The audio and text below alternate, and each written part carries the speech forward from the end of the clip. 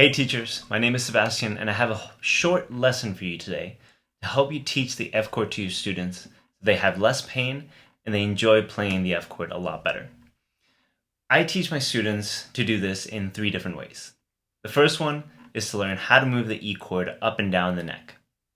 The second one is to learn to use a capo so that they understand what is actually happening when they fret. And the third one is to help them shape their hand correctly and use the right muscles to make sure there is no pain whenever they are fretting, whenever they use the bar. So let's dive into the first one. First thing we want to learn is the E chord and then how to move it up and down. So I have this short and easy song that I teach all my students so that they get this technique and this idea from the start. What we're going to do is play the E chord and then move it up 1 fret and then 2 frets. You might be familiar with this, which is great. It's just that Andalusian Spanish cadence that gives us a really mysterious sound. And so to teach this, you want to teach your students to follow the dots on the side of their guitar. And one easy way to do this is just to say we're going from the E chord, then we're going to move up until we're over our first dot, and then we're going to move towards our second dot so that we're over that one. And we're always looking at the fingers that are at the front of the neck.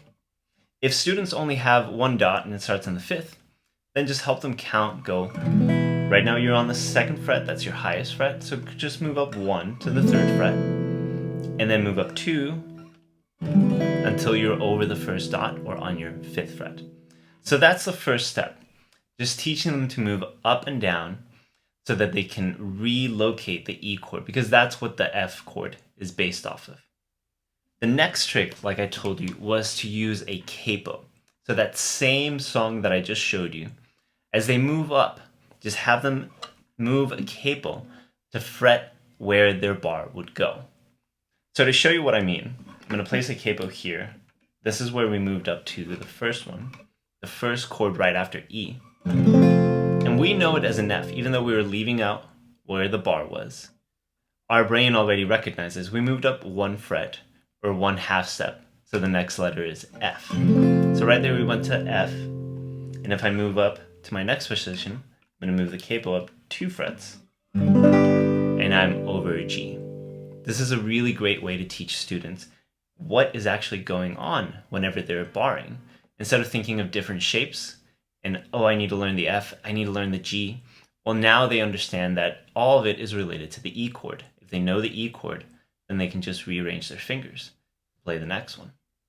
Now, linking these two together, just moving up the E chord and learning how to use a capo to understand the bar, next thing we want to do is teach them the same pattern, but rearranging their fingers. So instead of sliding up every finger together, we want to teach them to use the next 3 fingers. Instead of index, middle, and ring, now they're using middle, ring, and pinky for the next chord and sliding this up 2 frets from there. So with a visual, it would look like this. E chord, rearrange your fingers, and now we have that next position, F, and we slide this up 2 frets. We're over our 5th fret dot, our 2nd dot, and we've moved up the rearranged finger shape. From here, now you can get them to bar. So we start with the E. Next, we do that second part, the F.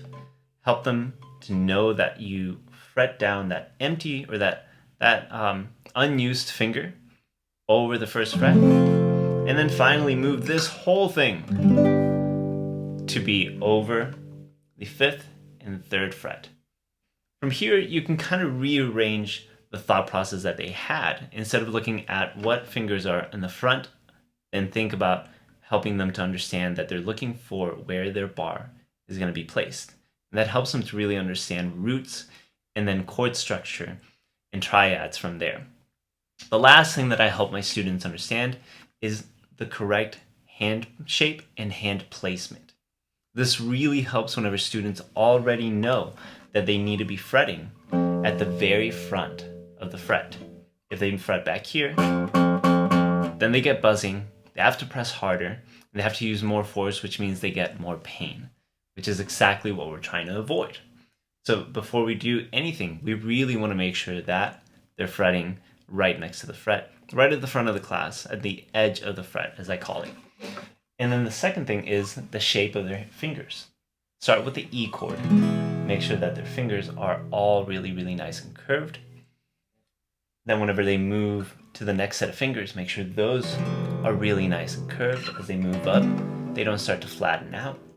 Because now whenever they do a bar, these fingers won't be muting the ones below that. Now we can hear every single string clearly, which is incredibly important for the bar. So hand shape is really important, and the correct muscles that we use is the next thing to understand about technique for bar chords.